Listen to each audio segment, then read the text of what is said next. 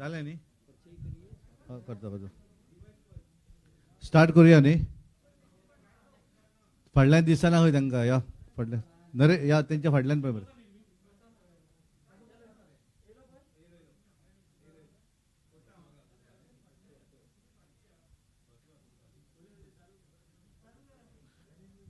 आज अरे ते फाडल्यान प्रेसाक तांकां दिस हां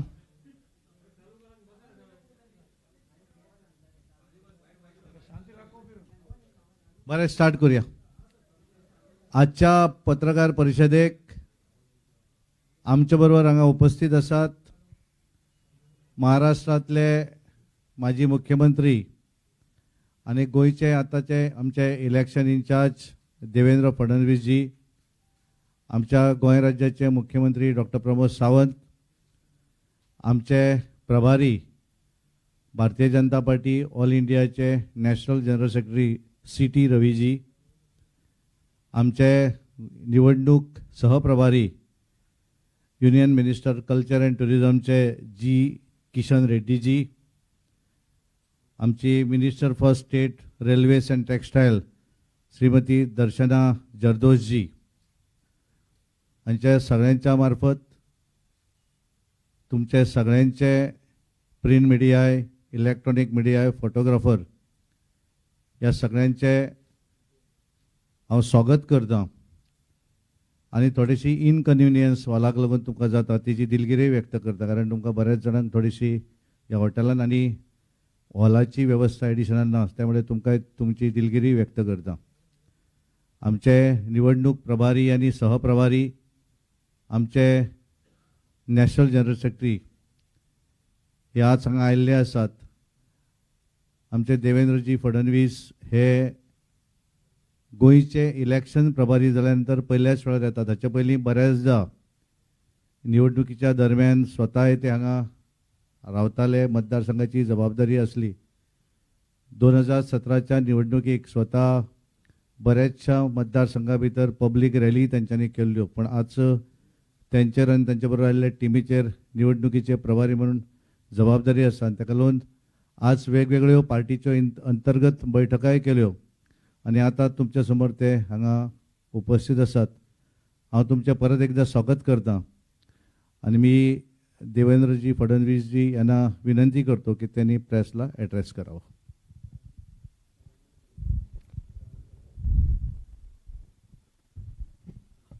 आपल्या सर्वांचं मी या ठिकाणी मनापासून स्वागत करतो. आमच्या अध्यक्षांनी जसं सांगितलं की काही कारणांनी आपल्या या वार्तेला थोडा उशीर झाला, त्याबद्दल दिलगिरी देखील व्यक्त करतो. भारतीय जनता पार्टी गोव्याच्या निवडणुकीकरता पूर्णपणे तयार आहे आणि भारतीय जनता पार्टी गोव्यामध्ये केलेल्या कार्याच्या भरोशावर, इथे घडवलेल्या परिवर्तनाच्या भरोशावर आणि त्याचप्रमाणे मोदीजींनी देशाला जे समर्थ नेतृत्व दिलंय त्या नेतृत्वामुळे गोव्याला देखील जो काही लाभ झाला, या सगळ्याच्या आधारावर येत्या निवडणुकीमध्ये जनतेसमोर जाणार आहे. खरं म्हणजे गोव्यामध्ये भारतीय जनता पक्षाला ज्यांनी एक अत्यंत सर्वसमावेशक चेहरा दिला ते आमचे गोव्याचे शीर्षस्थ नेते माननीय मनोहरभाई पर्रिकर हे आमच्यामध्ये नाही आणि लौकिक अर्थानं हे पहिलीच अशी निवडणूक आहे की अनेक वर्षानंतर त्यांच्या विना आम्हाला ती लढावी लागणार आहे. पण एक गोष्ट निश्चितपणे मला सांगावीशी वाटते की मनोहरभाईंनंतर या ठिकाणी डॉक्टर प्रमोद सावंत यांनी जी काही मुख्यमंत्री पदाची जबाबदारी स्वीकारली आणि त्यानंतर अत्यंत समर्थपणे मागील 2.5 वर्षामध्ये त्यांनी गोव्यामध्ये काम करून दाखवलंय. अत्यंत धडाडीने आणि पारदर्शी पद्धतीनं गोव्यामध्ये काम झालेलं आपण बघितलं. विशेषतः गेली 2.5-2 वर्ष आपण सर्व लोक कोविडशी झगडतो आहोत आणि या कोविडच्या लढाईमध्ये गोव्यामध्ये सातत्याने रस्त्यावर उतरून मुख्यमंत्री असतील, त्यांचे सहकारी असतील किंवा भारतीय जनता पार्टी असेल, जनतेला मदत करण्याचं काम हे या ठिकाणी झालंय. आणि अगदी ज्यावेळेस कोरोना पीकवर होता आणि अस्तव्यस्त अशा प्रकारची परिस्थिती देशात निर्माण झाली होती, त्याही वेळी माननीय मोदीजींच्या नेतृत्वामध्ये ज्या प्रकारे देशामध्ये कोरोनाचं मॅनेजमेंट सुरू झालं, त्याचप्रमाणे गोव्यामध्ये अत्यंत प्रभावीपणे इथल्या सरकारने ते केलं आहे. आणि विशेषतः 100% वॅक्सिनेशन ही एक अत्यंत मोठी अचीवमेंट आहे. आपण सगळ्यांनी माननीय पंतप्रधान मोदीजींचं परवाच झालेलं भाषण हे ऐकलंय आणि जवळजवळ तासभरापेक्षा जास्त इंटरॅक्शन करत असताना एकीकडे गोवा सरकारच्या कामाचं कौतुक त्यांनी केलंय आणि त्याचसोबत गोव्याला भविष्याची दिशा देखील दाखवण्याचं काम मोदीजींनी या ठिकाणी केलंय. विशेषतः टुरिझम इंडस्ट्री पुन्हा सुरू झाली पाहिजे या दृष्टीनं देखील त्यांनी एक प्रकारे आव्हान केलंय आणि मला विश्वास आहे की त्यांच्या या समर्थ पाठिंब्यामुळे गोव्यामध्ये येत्या काळामध्ये अधिक ताकदीनं आमचं सरकार काम करू शकेल. मी या सरकारचं एक अजून कारणाने अभिनंदन करतो की या सगळ्या पॅन्डेमिकच्या काळामध्ये जे वल्नरेबल ग्रुप्स आहेत, विशेषतः ट्रॅडिशनल ऑक्युपेशन असलेले लोक असतील तर त्यांना मदत करण्याचं काम हे गोवा सरकारने केलंय. दुर्दैवाने ज्यांच्याकडे मृत्यू झाला त्यांना मदत करण्याचं काम गोवा सरकारने केलंय. आणि एवढंच नाही तर या सगळ्या पॅन्डेमिकच्या दरम्यान मोठ्या प्रमाणात पूर देखील आला, पाऊस अतिवृष्टी झाली, त्यातही ज्यांच्या घरांचं नुकसान झालं, शेतीचं नुकसान झालं, बागांचं नुकसान झालं, ज्या ज्या प्रकारचं नुकसान झालं त्या प्रत्येकाला मदत करण्याचं काम हे गोवा सरकारने केलं आहे.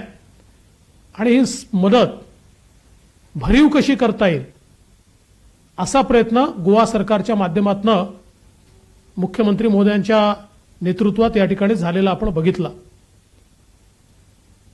एकूणच जर आपण बघितलं तर विशेषतः केंद्र सरकारच्या मदतीनं इन्फ्रास्ट्रक्चरचे जे प्रोजेक्ट्स गोव्यामध्ये आता पूर्णत्वास जात आहेत, हे खरं आहे की मध्यंतरीच्या काळामध्ये पॅन्डेमिकमुळे देशभरामध्ये इन्फ्रास्ट्रक्चरच्या कामांसमोर एक प्रश्नचिन्ह निर्माण झालं होतं. पण तात्काळ त्या कामांनी गती घेतली आणि आता गतीने ही कामं पूर्ण होत आहेत आणि एक नवा चेहरा असलेला आधुनिक गोवा की ज्याची मुहूर्तमेढ मनोहरभाईंनी केली ती आज पूर्णत्वास नेण्याचं काम हे सरकार या ठिकाणी करत आहे. आणि मला असं वाटतं की ही सगळी कामं ज्यावेळेस पूर्ण होतील त्यावेळी टुरिझम आणि रोजगार निर्मिती या दोन्ही गोष्टींमध्ये याचा एक विशेष फायदा हा या ठिकाणी लोकांना होणार आहे.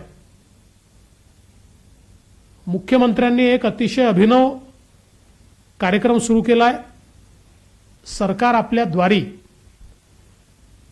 मी त्याबद्दल त्यांचं मनापासून अभिनंदन करतो की संपूर्ण सरकार घेऊन म्हणजे सगळे अधिकारी घेऊन जनतेपर्यंत ते जात आहेत. आणि मी ज्यावेळेस त्याचा आढावा घेत होतो आणि समजून घेत होतो त्यावेळी असं लक्षात आलं की लोकांच्या अनेक गोष्टी या तात्काळ त्याच ठिकाणी निकाली निघतात. लोकांचे काही सर्टिफिकेट्स असतील, काही लोकांचे दाखले असतील, काही त्यांना मदत असेल, या सगळ्या गोष्टी त्याच ठिकाणी पूर्ण करण्याचं काम हे सरकारच्या माध्यमातून होताना दिसत आहे. त्यामुळे सरकारचा कनेक्ट, थेट कनेक्ट, कुठल्याही मध्यस्थाविना कनेक्ट हा आपल्याला आज त्या ठिकाणी पाहायला मिळतोय आणि अतिशय अभिनव अशा प्रकारची संकल्पना आहे. खरं म्हणजे इतके वेगवेगळे इनिशिएटिव्ज सरकारने घेतले आहेत की ते सगळे सांगायला वेळ देखील बराच लागेल. पण मला असं वाटतं की हे सगळे इनिशिएटिव्ज होत असताना दुसरीकडे भारतीय जनता पार्टी म्हणून देखील एक मजबूत संघटन तयार करते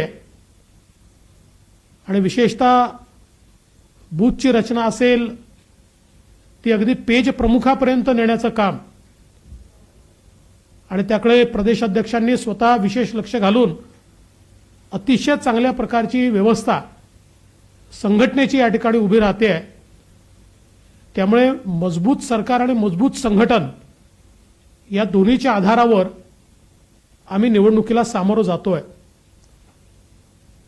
आणि भारतीय जनता पार्टी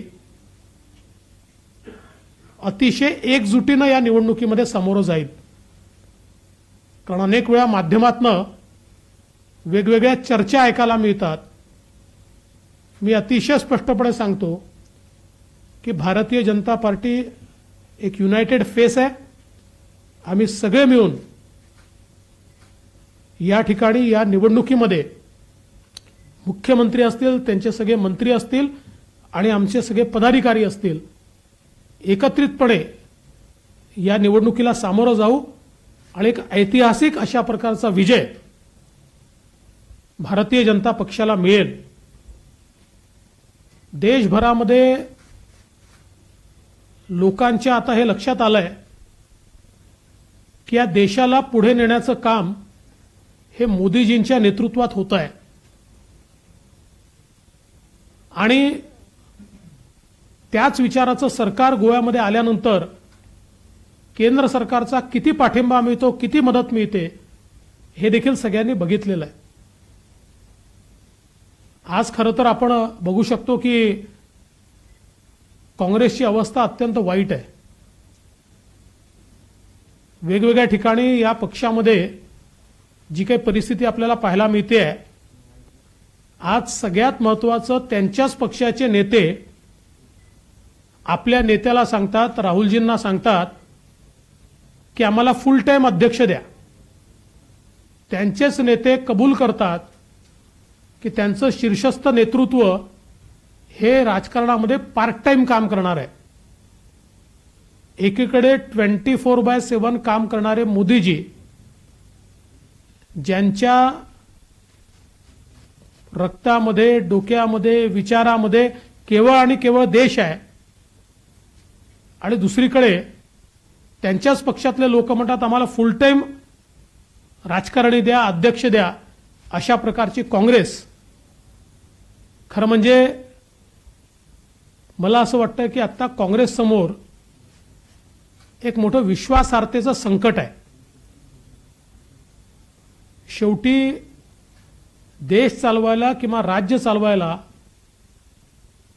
जो काही राजकीय पक्ष असतो त्या राजकीय पक्षाजवळ तेवढं सक्षम नेतृत्व लागतं. आणि आज ती परिस्थिती काँग्रेसकडे दिसत नाही. अलीकडच्याच काळामध्ये गोव्यामध्ये आप पक्षाने देखील बऱ्यापैकी बॅनर पोस्टर लावले आहेत. ते तसं देशभरामध्ये कुठे निवडणुका झाल्या तरी तेवढे बॅनर पोस्टर ते लावतातच. तेवढी त्यांची क्षमता दिल्लीमुळे आहे बॅनर पोस्टर लावायची. परंतु राज्य चालवायला, देश चालवायला विचार लागतो, नीती लागते, रीती लागते. अराजकतेने देश चालू शकत नाही. अराजकतेने एखाद्या ठिकाणी तुम्ही तुमचं अस्तित्व दाखवू शकता, पण राज्य किंवा देश चालवण्याकरता रीतीनीती असावी लागते. आणि आज गोव्यामध्ये तरी रीतीनीतीनं सर्वांना सोबत घेऊन विकासाची कास धरून राज्य जर कोणी चालवू शकत असेल तर ती भारतीय जनता पार्टी चालवू शकते, हे लोकांना याचा विश्वास वाटतो. गोव्यामध्ये जिल्हा पंचायत आणि म्युनिसिपल इलेक्शन्समध्ये भारतीय जनता पक्षाला प्रचंड आशीर्वाद हा जनतेने दिलाय. आणि मला विश्वास आहे की तशाच प्रकारचा आशीर्वाद पुन्हा एकदा 2022च्या गोवा विधानसभेच्या निवडणुकीमध्ये जनता भारतीय जनता पक्षाला देईल आणि अतिशय कम्फर्टेबल मेजॉरिटीने या ठिकाणी पुन्हा आमचं सरकार बनेल, अशा प्रकारचा मला विश्वास आहे. देवेंद्रजी, तुम्ही म्हणालात की राज्यात अराजकता माजलेली आहे. महाराष्ट्राप्रमाणे गोव्यातही आगामी काळात कोणतं संघटन किंवा कोणत्या विषयावरती भाजपकडे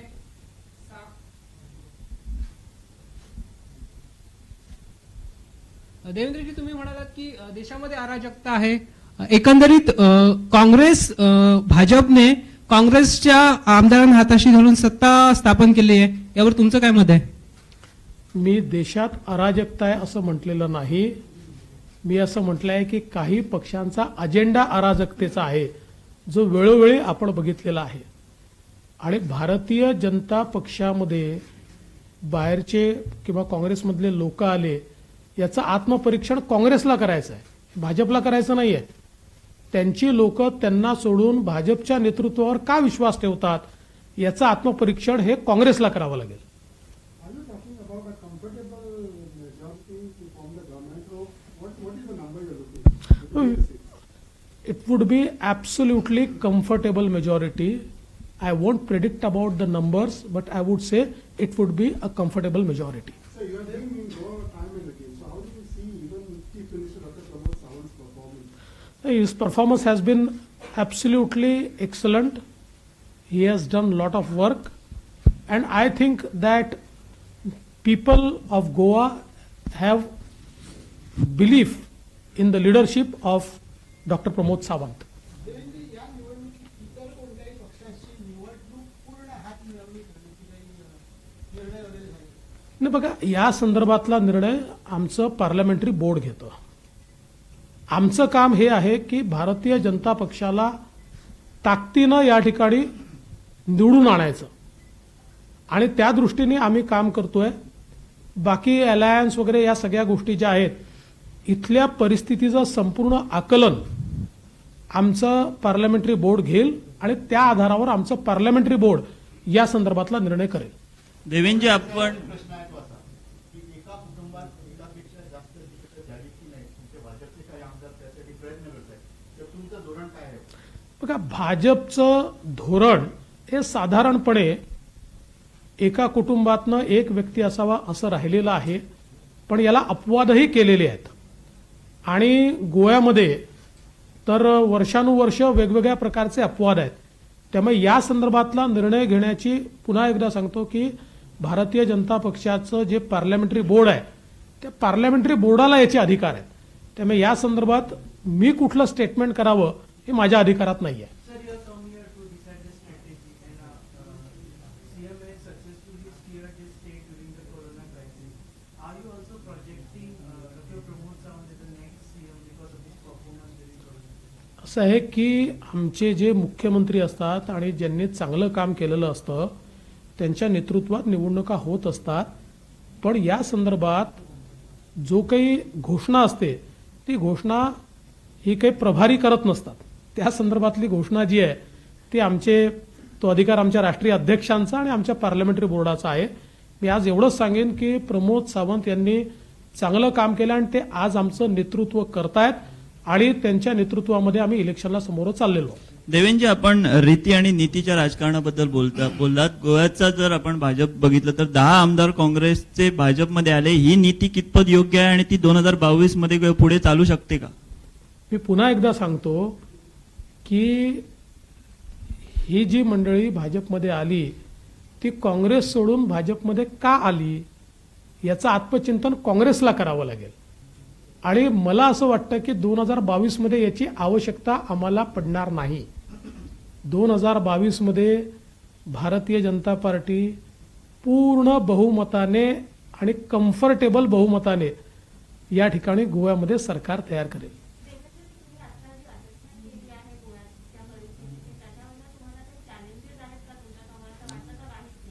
ते असं आहे की प्रत्येक निवडणूक हा चॅलेंज असतो. आम्ही कुठेतरी कॉम्प्लेसंट आहोत अशा प्रकारचा विचार बिलकुल नाही आहे. शेवटी कुठलीही निवडणूक म्हटल्यानंतर आपल्या समोरचे जे पक्ष असतात त्यांना कमी लेखून निवडणूक जिंकता येत नाही. त्यामुळे निवडणूक ही निवडणुकीसारखेच आम्ही लढणार आहोत. नक्कीच काही चॅलेंजेस आमच्यासमोर येतील. त्या चॅलेंजेसवर मात करून या ठिकाणी आम्ही सरकार तयार करू याचा मला पूर्णपणे याची मला खात्री आहे. देवेंद्रजी, एक प्रश्न आहे की 2014 ते 2019 या दरम्यानच्या काळात जलशिवार योजनांच्या संदर्भातली काही मोठा घोटाळा झालाय आणि या संदर्भातली काही कागदपत्र सापडलेत. याच दरम्यान आपण मुख्यमंत्री होता आणि या घोटाळ्याच्या संदर्भातली चौकशी सुरू झाली. यावरती आपली प्रतिक्रिया काय असेल? कुठली चौकशी असेल तर मी त्याचं स्वागत करतो, पण आपल्या माहितीकरता जलयुक्त शिवार योजनेच्या संदर्भात माननीय उच्च न्यायालयाने एक कमिटी नेमली होती IITची आणि त्या कमिटीने एक मोठा रिपोर्ट सादर केलेला आहे. ज्या रिपोर्टमध्ये त्यांनी सांगितलं आहे की योजना अतिशय यशस्वी आहे, या योजनेमुळे पाणी पातळी कशी वाढली आणि या संदर्भातला अतिशय पॉझिटिव्ह रिपोर्ट आहे. या ज्या कंप्लेंट्सची चौकशी आता केली जाते आहे त्याची चौकशी आमचं सरकार असतानाच आम्ही सुरू केली होती. एकूण 4 लाख कामं झालेली आहेत. त्या 4 लाख कामापैकी 600 कामांच्या तक्रारी आहेत, म्हणजे 1% देखील कमी. आम्हीच त्याची चौकशी सुरू केली होती. या सरकारने ती कंटिन्यू केली. आम्ही त्याचं स्वागत करतो. माझी विनंती अशी आहे, महाराष्ट्राची पत्रकार परिषद महाराष्ट्रात करू, गोव्याच्या संदर्भात काही प्रश्न असले तर गोव्यात विचारू. Sir, how would you comment on those that in each constituency there are number of more than 1 to 2 claimants for party tickets? So how? हे मला असं वाटतं चांगलं आहे. म्हणजे याचाच अर्थ काय आहे की प्रत्येकाला असं वाटतंय की निवडून यायचं असेल तर भारतीय जनता पक्षाचं तिकीट मिळालं पाहिजे. आता त्यापैकी जे निवडून येण्याच्या परिस्थितीत असतील, आमचा इंटरनल सर्व्हे होतो, प्रोफेशनल सर्व्हे होतो, कार्यकर्त्यांकडनं मत घेतलं जातं, स्टेट पार्टी त्या संदर्भात एक निर्णय करते. अशी सगळी प्रक्रिया होऊन त्यात जो व्यक्ती हा सक्षम असेल त्या व्यक्तीला निश्चितपणे तिकीट दिलं जाईल. देवेंद्रजी, याचा रिझल्ट असा होतो की पक्षात निवडणुकीपूर्वी बंडाळी होण्याची शक्यता असते. नाही, अशी कुठली बंडाळी वगैरे होत नाही. देवेंद्रजी, तुम्ही म्हणालात पार्टी सीएम MLA सगळेजण युनायटेड मिळून इलेक्शन फेस करत आहे, पण ग्राउंड रियालिटी बघितली तर आमदारांमध्ये मतभेद होताना दृष्टी पडत आहे, मला दिसत आहे. आणि काहीकडे जे MLAs आहेत आपला कॅन्डिडेट पुश करून बीजेपी विरोधात काम करताना दिसत आहे. याबद्दल तुमचं काय म्हणणं? अशी कुठलीही ग्राउंड रियालिटी नाही आहे. ही जी बाब तुम्हाला या ठिकाणी कोणीतरी सांगताय त्याच्यावर विश्वास ठेवू नका. शेवटी राजकारणामध्ये कदाचित कधी थोडी मतांतरं असतात, याचा अर्थ ती बंडाळी नसते. सगळ्या लोकांना हे माहिती आहे. Future of India is BJP and Modiji. त्यामुळे जनता देशभरामध्ये भाजपसोबत आहे, गोव्यातही जनता भाजपसोबत आहे. हे मी सांगितलं ना, सगळं आकलन झाल्यानंतरच याच्यामधली पद्धत आहे, इंटरनल असेसमेंट आहे, प्रोफेशनल असेसमेंट आहे, स्टेट पार्टीचं असेसमेंट आहे, या सगळ्या थिंग्स पुट टुगेदर यातनं निर्णय होतो. देवेंजी, आणखी एक प्रश्न. अनेक भाजपचे जे नेते आहेत ते नाराज असल्याचं चित्र दिसत आहे. त्यात पणजीत आपण मनोहर पर्रीकर यांचे पुत्र उत्पल पर्रीकर हे कुठं दिसत नाहीत कॅम्पेनिंग मध्ये किंवा ऍक्टिव्हली दिसत नाही. आपण त्यांच्याशी चर्चा करून काही बातचीत करणार आहात, कसं काय? बघा, पहिली गोष्ट तर अशी आहे की कॅम्पेनिंग सुरूच झालेलं नाही. कॅम्पेनिंग सुरू झाल्यानंतर आपण हा प्रश्न विचारला असता तर वेगळी गोष्ट होती. दुसरं असं आहे, ते मला भेटणार आहेत. पूर्वी देखील आम्ही भेटत होतो. अशी कोणाची नाराजी वगैरे नाही आहे. त्याच्यामुळे विनाकारण मला असं वाटतं की किमान पर्रीकरांच्या घराला तरी अशा प्रकारे तुम्ही थोडंसं, मला असं वाटतं, प्रश्नांकित करू नका अशी माझी विनंती आहे. थँक्यू. Last Okay, last.